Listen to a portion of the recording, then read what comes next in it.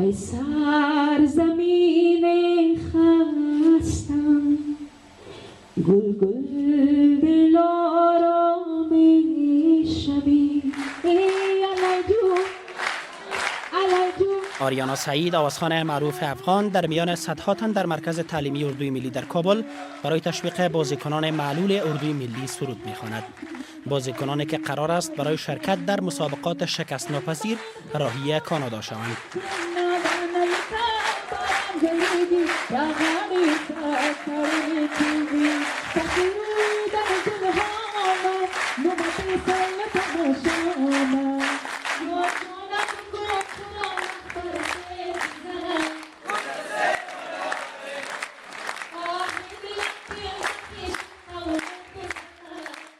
یازده بازیکن معلول اردوی ملی افغانستان قرار است در 3 رشته ورزشی در کانادا شرکت کنند.